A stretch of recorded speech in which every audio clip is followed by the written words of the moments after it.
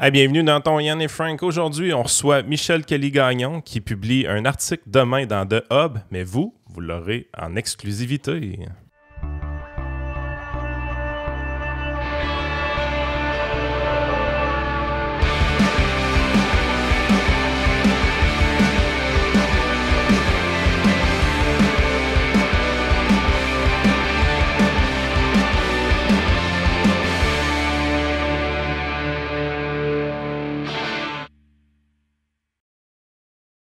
Yes, merci beaucoup, Michel, d'être là. Écoute, Renaud, en plus, tu t'es levé à 5h et quelques du matin parce que de ce que j'ai compris, peut-être pour mettre les gens en contexte, tu es maintenant un réfugié politique en Alberta.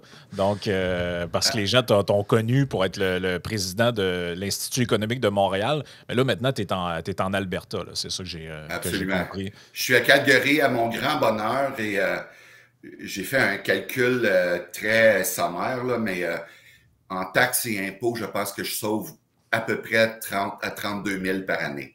Ouais, mais le coût de la vie, Michel, ça te coûte bien plus cher à vivre là-bas. Ouais, non, en fait, il y a des agrégateurs qui calculent ça, et puis le coût de la vie là-bas est à peu près 4,3 % plus élevé. OK, 4 ouais.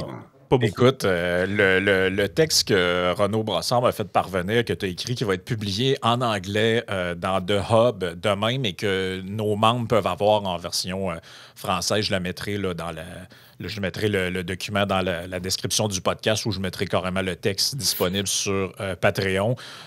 C'est en lien, évidemment, avec la riposte que le Canada avait annoncée pour les tarifs américains. Et je pense que c'est important de faire un peu de pédagogie là-dessus. Là, on a commencé à le faire, mais ça semble être vraiment pas tout le monde qui comprend que mettre des tarifs, c'est à soi-même qu'on s'inflige une blessure en faisant ça. Et j'ai trouvé que dans ton texte, l'exemple du marteau était particulièrement délicieux. Fait que je te laisse peut-être réillustrer cet exemple-là, si tu le veux bien. Oui, écoute, donc ce que je raconte, c'est deux personnes qui sont à un restaurant pour une raison qu'on ne connaît pas. Il y a un argument assez passionné même une chicane, on pourrait dire, qui se développe. Et puis, à un certain moment, la personne en face de toi, mettons, là, si c'est toi qui as l'argument, elle met sa main dans un sac, elle sort un marteau, puis elle sac un coup de marteau à toutes ses forces en plein milieu de la face, dans le front. Le sang pisse, on voit quasiment l'os tellement la coupure est grave. Et là, tu sais, je dis, si, mettons, la personne avec qui tu as la chicane, elle faisait ça, est-ce que ta réaction, ça serait de dire « Ah ben, mon maudit, toi, puis là, tu y arraches le marteau des mains, puis tu t'en sacs 2 shots d'en face en disant « Toi, tu t'es peut-être frappé, mais moi, je m'en frappé encore plus. » Et avec cette métaphore, ce qu'on en arrive à comprendre, c'est que d'imposer des tarifs à des produits que les gens veulent consommer, ben, ça augmente les frais pour eux et surtout, ça diminue leur liberté fondamentale. Moi, je crois que c'est une liberté fondamentale qui est la liberté fondamentale d'échanger. Maintenant, moi j'amène ça pour faire réfléchir les gens un peu sur les éléments fondamentaux de ce débat-là. Je suis par contre le premier à admettre que dans un contexte de ce qu'on peut appeler « real politics », il peut avoir une certaine logique d'avoir des mesures de rétorsion ciblées pour essayer de provoquer des négociations. Donc ça, je nie pas ça, mais comme personne n'a mentionné à date ce que j'ai dit dans tous les commentateurs que j'ai lus, j'ai comme un peu plus mis l'accent sur ça pour faire réaliser aux gens que une guerre commerciale entre des pays, c'est comme, on pourrait dire, une abstraction. C'est une vue de l'esprit. On dit, le Canada va se venger contre les États-Unis. Mais en pratique, c'est Frank qui achète un certain produit qui lui est livré des États-Unis, qui est un produit que toi, tu juges utile. Puis, si le Canada met un droit de douane... Bon, exemple, un téléphone intelligent. À ce que je sache, on n'en fait pas au Canada, là. Exact. Et là, donc, s'il y avait un droit de douane, exemple, de 25 % sur ce téléphone intelligent, ben, c'est pas Donald Trump qui va être puni. C'est pas les États-Unis, c'est Frank. Tu comprends? Exact. Et ça c'est comme, c'est fou à dire, mais c'est comme vraiment basic, là, ce que je dis. Il n'y a rien de fondamentalement original dans ce que je dis. Et pourtant, j'ai pas lu à date un seul chroniqueur ou éditorialiste qui a soulevé ce point-là. Écoute, l'idée dans tout ça, moi, qui me fascine, c'est que je comprends l'idée, dans le sens que quand tu essaies d'expliquer aux gens, même je l'ai fait, cette analogie-là du coup de marteau avec quelqu'un sur X hier, puis la personne me répond tout de suite, mais c'est pas vrai que c'est self-inflicted, les dommages. Ils font du dommage aussi à l'adversaire. Donc, dans ton exemple du marteau, ce qui manquerait, c'est les pertes d'emploi au Canada provoquées par les tarifs américains. Ouais. La réalité, c'est que le politicien est exposé à différents coups politiques dans des situations. Tu parlais du réel politique. La raison pourquoi on voit ça comme un affrontement entre le Canada et les États-Unis, puis Donald Trump met des tarifs pour infliger des dommages à Trudeau, pourquoi on voit ça comme ça, c'est que les lobbies manufacturiers, les lobbies d'importateurs, les lobbies de fournisseurs, autrement dit, sont généralement assez puissants, plugués avec la politique, puis capables de mettre de la pression sur Justin Trudeau éventuellement. De l'autre côté, le consommateur, lui, il n'a pas vraiment de lobby. C'est un électeur, donc on sait qu'il n'aime pas l'inflation, il n'aime pas le chômage non plus, mais il n'est pas organisé de son côté. Fait que c'est pour ça je pense que la raison pourquoi on vient qu'à voir les tarifs comme étant quelque chose qui fait du dommage politique à un adversaire et non pas du dommage économique à sa propre population, parce que les dommages économiques à sa propre population sont beaucoup plus grands que les dommages économiques de l'adversaire, c'est que l'adversaire, lui, ce n'est pas des dommages économiques qu'il reçoit, c'est des dommages politiques. Puis c'est ça, un moment donné, la politique vient se mêler beaucoup avec l'économie dans cette discussion-là, parce qu'au point de vue strictement économique, les tarifs, c'est jamais intelligent pour ta population locale. Non. Mais comment on est venu, en fait, en 2025, puis je pense que ça date pas d'hier, je veux dire, c'était le même aussi dans les années 1900, puis 1910, puis 1920, puis on a même des gros exemples de tarifs entre le Canada et les États-Unis en 1928, par exemple. Mais comment on en est venu à ne pas être capable, même sur 100 ans, à défaire cette illusion-là des tarifs comme étant une attaque politique envers un adversaire? Ben, tu sais, c'est peut-être parce que, comme tu le soulèves, puis je l'admets, c'est quand même en partie vrai. Je veux dire, imposer des tarifs, c'est en partie, je veux dire, une réaction qui cause, je veux dire, qui peut causer un dommage politique. Mais aussi, je crois qu'il y a vraiment, au-delà des jeux, puis je suis d'accord avec toi, l'analyse que tu as faite, le rôle des lobbies et tout ça, mais il y a aussi une question d'éducation économique de base. Tu sais, et juste d'une terminologie et d'une idéologie qui a percolé dans l'ensemble de la société civile, y compris les médias. Je vais prendre un autre exemple. Mettons, quand un gouvernement va baisser les impôts, la plupart des commentateurs vont dire qu'il s'agit d'une dépense fiscale. Mais analyse ça là, au niveau du concept. Ça veut dire que ça prend pour acquis que les revenus générés par les gens appartiennent à l'État, puis que quand l'État prend une moins grosse portion des revenus des travailleurs, il dépense. Mais je veux dire, quand tu y penses, c'est fou raide comme concept. C'est fou raide. Et pourtant, tous les gens sérieux, je veux dire, dans les médias, à Radio-Canada, même la chaire de fiscalité de l'Université Sherbrooke, qui sont quand même les plus grands experts en fiscalité au Québec, ils utilisent ce langage-là. Donc, ça veut dire qu'il y a une genre de perversion conceptuelle et idéologique qui est juste là parce que les gens n'arrêtent pas pour penser, mais attends une minute, quand l'État baisse mes impôts, il n'est pas en train de dépenser, c'est mon argent. C'est mon argent. Ben, sais-tu à quoi ça me fait penser, Michel et Yann? Ça me fait penser, ce qu'on parle là avec les tarifs, c'est exactement le même réflexe mental qu'il y a peut-être presque 10 ans déjà, quand on avait l'histoire de hey, Netflix paye pas ses taxes, faut que Netflix paye ses taxes. Là, tu disais au monde, ouais, mais Netflix, ils payeront pas de taxes, ils vont te charger la TPS, la TVQ, c'est toi qui payes la taxe, imbécile. Absolument, absolument, exact. Oui, oui, et ça, donc il y a vraiment, je pense, il y a un aspect comme de compréhension juste à la base, puis après ça, se superpose à ça toutes sortes de complexités. Puis si je reviens à la politique réelle, même d'un point de vue, mettons de côté là, tout ce que je viens de dire, OK? Puis là, tu décides, tu te dis, OK, moi, là, je vais prendre Zay. Fuck Michel, fuck Frank, fuck Yann. Je vais prendre une analyse, conventionnelle. Ben, y a-tu quelqu'un qui pense que le Canada, qui a une économie 11 fois plus petite que les États-Unis et qui est beaucoup plus dépendante des exportations que les États-Unis le sont, qu'on gagnerait une guerre commerciale, qu'à la fin des coups de marteau, puis peu importe, puis j'apprécie la nuance qui a été faite sur X, que le coup de marteau d'en face, à quelque part, il fait aussi mal à ton adversaire, mais OK, même en tenant compte de cette variable-là, à la fin des coups de marteau, c'est qui va être le plus magané?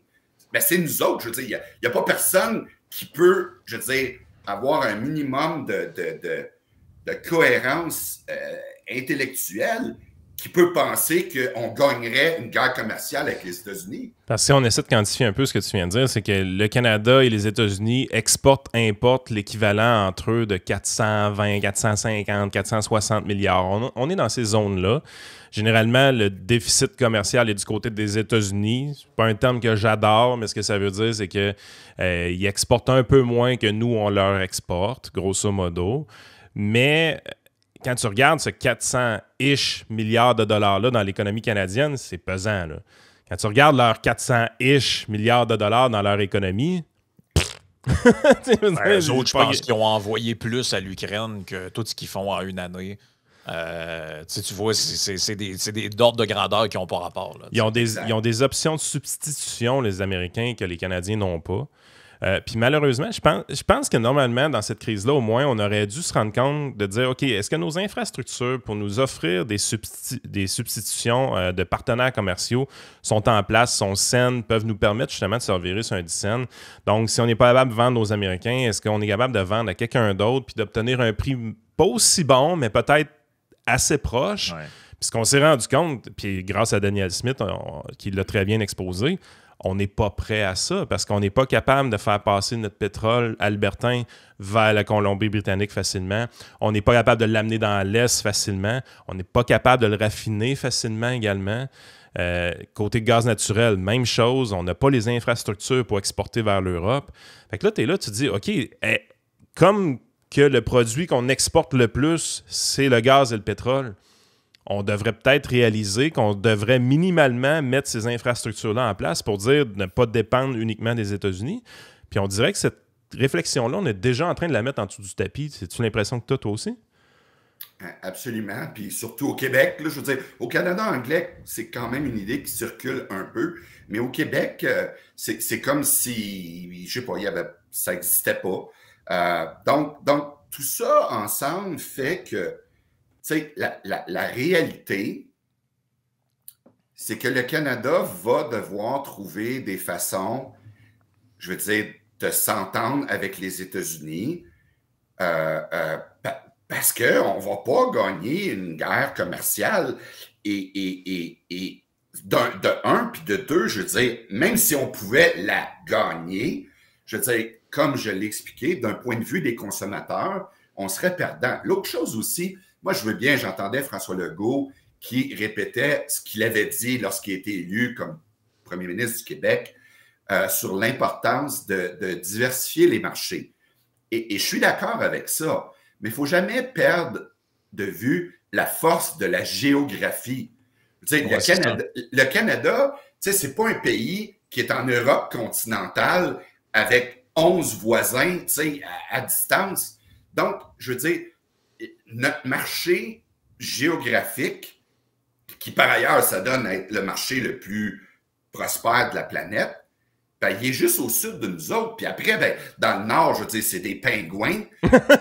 Puis au Pacifique, je veux dire, il faut faire un long bout avant d'arriver en Asie.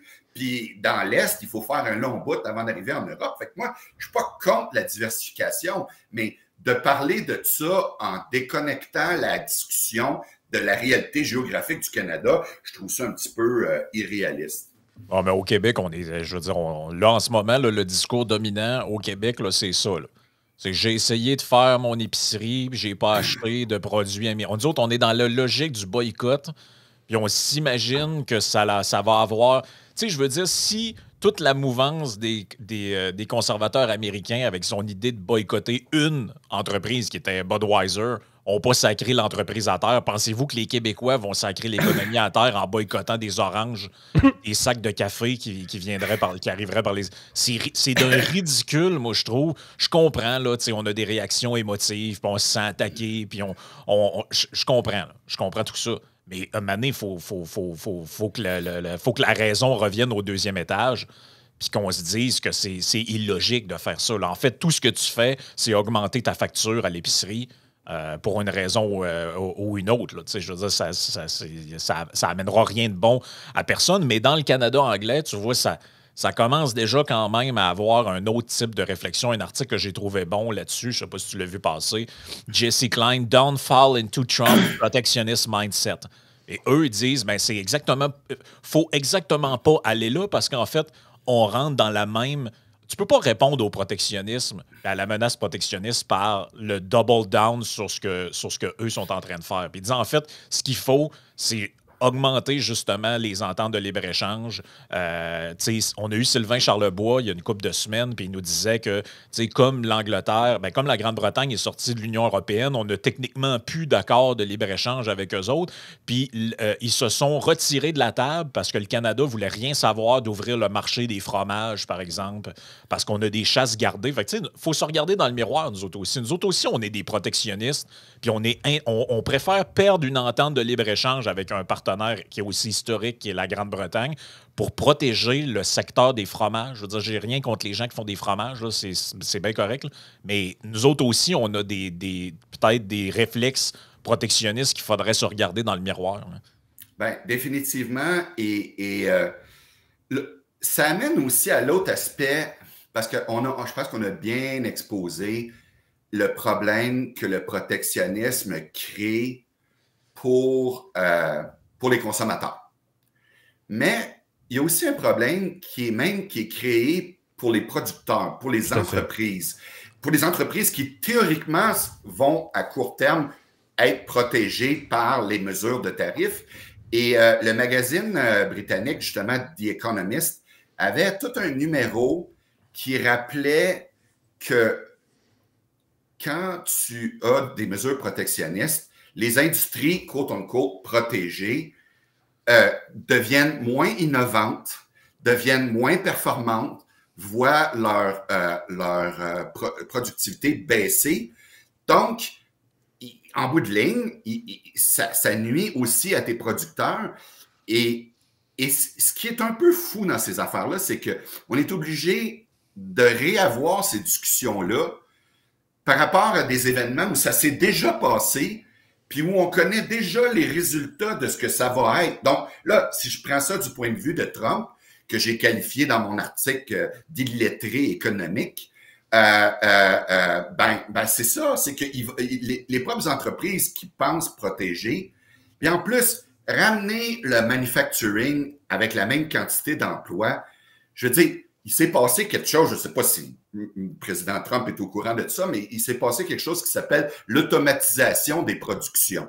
Fait que c'est juste qu'aujourd'hui, tu peux produire la même quantité de patentes en utilisant 10 fois moins d'employés.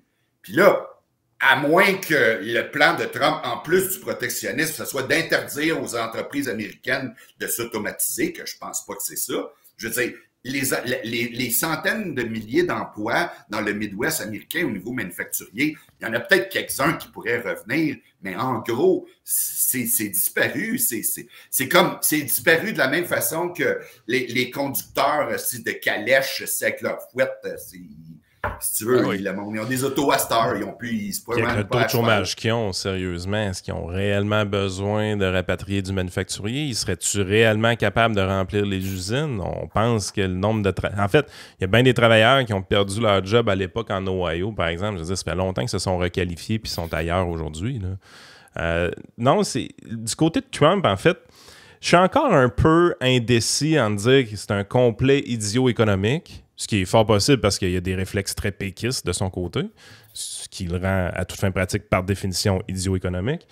Excusez-moi, mais je ne suis pas capable de ne pas vous dire de niaiserie de même. Mais de l'autre bord, y avait-tu vraiment le goût de mettre des tarifs? C'est ça qu'on ne sait pas. Je le sais. Il y a plusieurs indicateurs qui montrent que ces tarifs-là, il y avait des grosses chances de jamais être implantés. Il y a des gens qui nous écrivaient, par exemple, que les contre-tarifs que le Canada voulait mettre, les institutions, les douanes, autrement dit, avaient déjà reçu les listes de produits, étaient déjà en train d'implanter ça dans le système puis tout ça, alors que du côté américain, il semblerait que ça n'a pas vraiment été fait. Fait qu'on peut vraiment se poser la question, est-ce que Trump voulait... Parce que dans un contexte, s'il veut vraiment mettre les tarifs puis il est prêt à pas bluffer puis à aller jusqu'au bout, j'embarque dans le discours, c'est un complet idiot économique à fond de train. Mais là, si tu arrives, tu dis, si toute cette affaire-là, c'est un bluff, puis c'est juste qu'il a bluffé plus longtemps qu'on pensait qu'il blufferait, bon, OK, est-ce qu'on peut vraiment le qualifier comme ça? On peut juste dire que le gars, il a réussi à avoir la peau de Justin Trudeau, ce qu'il a réussi à faire, d'ailleurs. Donc, en termes politiques, ça a été des stratégies, des manœuvres qui peuvent être intéressantes. Je pense qu'il a quand même cassé un lien de confiance avec les Canadiens qui est problématique dans ma tête. Il a sacrifié quelque chose dans cette histoire-là. Mais est-ce que c'est si mauvais que ça? J'ai de la misère à faire mon camp. Moi, je pense que si c'était un méga bluff jusqu'à la fin, c'est pas si mauvais que ça. S'il y avait l'intention de le faire pour vrai, complètement idiot. Bien, ce qu'on sait, depuis les déclarations de Donald Trump du début des années 80 concernant le Japon et les investissements que les Japonais faisaient à l'époque, entre autres à New York, il semble avoir vraiment... un bon fond péquiste. Il y a un bon fond péquiste, il y a un bon fond protectionniste.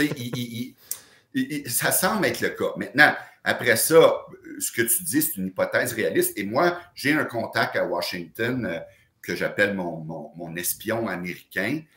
Et lui, il dit un peu ça. Il dit que le endgame, le plan final, c'est d'instaurer, puis là, je vais le dire en anglais juste parce que je ne connais pas le terme français pour expliquer ça, mais lui, il dit que leur vrai plan, c'est d'instaurer ce qu'on appelle un Border Adjustment Tax, qui est pas vraiment un tarif au sens technique, mais qui est une corrélation de si le pays avait une taxe de vente. Parce que donc, au Canada, donc, il y a la TPS à 5 %. Quand une entreprise américaine vend un produit de consommation à des Canadiens, elle a l'obligation de charger la TPS et de collecter le revenu. Okay? Aux États-Unis, comme il n'y a pas de taxe de vente au niveau fédéral et qu'à peu près aucun politicien voudra en mettre une en place, le Border Adjustment Tax simule ce que serait une taxe de vente et dit à l'entreprise canadienne qui vend un produit qui est taxable à des Américains, vous allez faire la même chose que ce qu'on demande aux entreprises. Et donc là, on parlerait d'un tarif, et là, je mets des grosses guillemets parce que une symétrie, et ça aurait un double avantage. Un, ça créerait une symétrie, et deux, ça permettrait à Donald Trump, enfin à l'administration américaine, de collecter quand même d'énormes revenus et au fond, d'instaurer une taxe de vente fédérale sans avoir le coût politique de le faire. Écoute, j'adore ce que tu dis là, puis je t'explique. Malheureusement, puis ça, on a tourné quelque chose avec Vincent Gelozo pour les tarifs qui va être publié vendredi sur Patreon. Puis, la première chose que Vincent nous dit en décollant le podcast, c'est là, on va arrêter les tarifs, c'est une taxe. Okay? C'est pas des tarifs. Les tarifs, c'est une taxe. Taxe.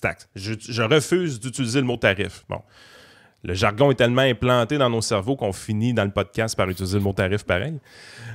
Mais c'est réellement une taxe à la consommation, d'une certaine façon. Ou même une taxe, pire qu'une taxe à la consommation, parce que la TPS, de son côté, elle, s'applique juste sur le produit final, parce qu'il y a toutes sortes de systèmes de remboursement sur les intrants. Mais le produit final est taxé. Mais pas les intrants qui pourraient être dans les entreprises des fournisseurs. Fait que les États-Unis arrivent et disent « OK, le tarif, c'est peut-être trop violent, parce que ça s'applique réellement sur tout. Mais on pourrait faire quelque chose qui corrige pour compenser votre taxe à la consommation, qui est une forme de tarif, mais au lieu d'être un tarif sur tout, qui est un tarif sur le produit final seulement. » C'est fou parce que je suis persuadé qu'il n'y a aucun Canadien, ou très peu de Canadiens, qui comprennent la différence entre les deux.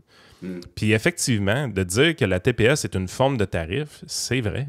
C'est totalement vrai. On serait vraiment dans un cas de figure, encore une fois, moi je l'avais dit au départ, une des techniques classiques de négociation, c'est d'arriver avec un truc épouvantable qui te casse les reins, puis finalement on arrive avec le 10e de ce qui a été proposé, puis tout le monde fait « Ouf! Ah, finalement, c'est pas si pire. » Absolument. Mais si tu arrives avec l'idée de base que tu veux faire, tout le monde fait comme hey, es-tu malade? Lui, jamais on va faire ça. Absolument. Et là, si mon espion a raison, ben là, on s'approche de la thèse de Yann qu'il y a quelque chose de brillant, presque machiavélique dans toute la manœuvre. Là, parce que Trump est une drôle de bébite politique et même économique parce que, tu sais, il y a comme deux pulsions à l'intérieur de lui. Il y a un fond protectionniste et isolationniste, mais d'un autre côté, il y a aussi l'aspect de lui qui est il y a beaucoup trop de fonctionnaires, il faut baisser les impôts, il faut couper partout. Tu sais, regardez ce que Musk fait en ce moment en coupant des bras de la CIA puis des agences gouvernementales, tout ça. Fait que il est difficile à cerner selon nos critères parce qu'ici, on est habitué d'avoir soit un libéral ou soit un protectionniste, mais lui, il est comme un genre d'hybride un peu étrange des deux. Là.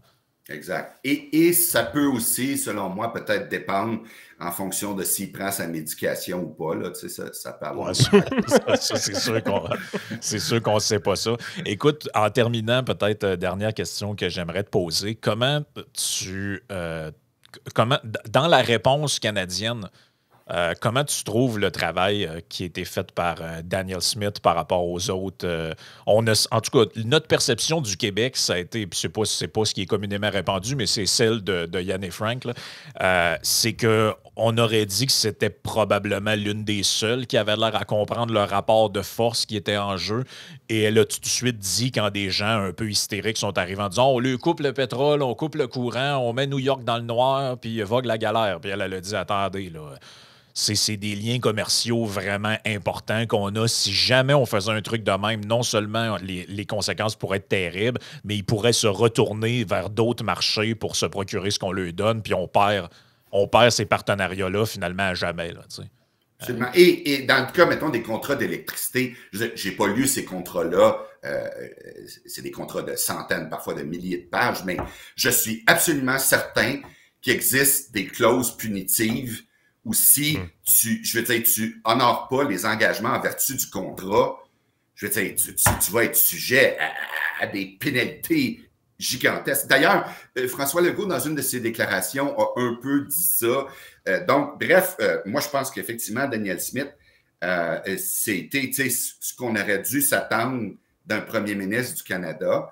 Elle est de loin, à mon avis, actuellement la politicienne la plus habile. Je parle dans ceux et celles qui sont au pouvoir et qui a compris, tu sais, que je veux dire que c'est dans l'intérêt du Canada et des États-Unis d'avoir des bonnes relations, mais qu'à la fin, et c'est un peu ce qu'on disait plus tôt, s'il y a des mauvaises relations, le Canada va souffrir plus que les États-Unis. Et donc, il faut essayer. Et comme avec Trump, on le voit pour le meilleur ou pour le pire, la politique, c'est quelque chose de très personnel. Hein? Il individualise sa relation. Donc, je pense que c'est d'essayer d'avoir des bonnes relations. Et elle a compris ça. Et puis, il y en a qui laissaient entendre, ben, c'est une genre de trahison parce qu'elle est allée à Mar-a-Lago ou est allée à la soirée d'inauguration. Moi, je pense qu'au contraire, je veux dire, c'est un signe d'intelligence, puis c'est les autres qui... Tu sais, Doug Ford est probablement un de ceux qui est le plus ridicule de cette affaire-là. Tu sais, c'est vraiment... je veux dire, moi, à la limite, je trouve que la réaction de François Legault a été plus nuancée que celle de Doug Ford. Mais il n'y avait pas le choix parce qu'Éric Duhaime, dans une entrevue hier, divulgue l'information comme de quoi que François Legault a fait faire des sondages pour savoir s'il partait en élection, s'il y avait une chance de gagner dans cet état de crise-là, comme un peu le sauveur. Et le résultat des sondages revenait comme de quoi que c'est quand même PSPP qui gagnait l'élection probablement. Donc ça l'a fait en sorte qu'il s'est calmé un peu. Mais je veux dire, est-ce que si le monsieur a décidé de faire des sondages sur cette question-là, c'est qu'il y a pensé lui aussi. Moi, de voir François Legault utiliser les mêmes patterns complètement loufoques de Doug Ford, c'est pas quelque chose qui sécurise comme Québécois. Là. Tu dis, la minute que ce gars-là remonte dans les sondages, il veut repartir en élection, puis il pense remonter dans les sondages en se présentant comme le bon père de famille. Je pense que le problème ici, c'est pas François Legault. Je pense que les médias peuvent avoir peut-être une partie du blâme, mais comme population, il va falloir s'éduquer un peu au point de vue de l'économie. Je veux dire, dans une situation comme celle-là, ce qu'on veut, c'est pas nécessairement des programmes gouvernementaux de subvention aux entreprises. C'est pas un papa protecteur. C'est pas quelqu'un qui va dire à la télé que toutes sortes de choses méprisantes envers Donald Trump. Ce qu'on veut, c'est quelqu'un qui a assez d'intelligence pour comprendre que c'est quoi les rapports de force, première des choses, qu'on n'a pas le gros bout du bat. Et je pense qu'on veut des gens qui feront en sorte qu'ils n'empireront pas la situation. Si les contre-tarifs de Trudeau étaient appliqués, je m'excuse, mais c'était une catastrophe pour le Canada. Parce que oui, c'est vrai que les tarifs de Donald Trump faisaient mal puis pouvaient compromettre des emplois, mais les contre-tarifs auraient déclenché de l'inflation complètement débile au Canada avec un dollar à 68, 67 sous. Là. Ça aurait été complètement fou d'une certaine façon. Là. Absolument. Fait qu'écoute, on va continuer à prendre le bâton du pèlerin puis d'essayer de favoriser un peu d'éducation économique. Et puis, merci à votre podcast qui fait ça en partie. Et puis, peut-être qu'un jour, ce virus de rationalité économique se répandra jusqu'à Radio-Canada. Merci, Michel Kelly-Gagnon, d'avoir été là. Les gens peuvent te lire demain dans The Hub, où ton texte sera publié. Sinon, sur notre plateforme, vous avez la version française en exclusivité. Et au plaisir de se reparler, Michel. Merci. Allez, au revoir. Salut. Au revoir. Merci.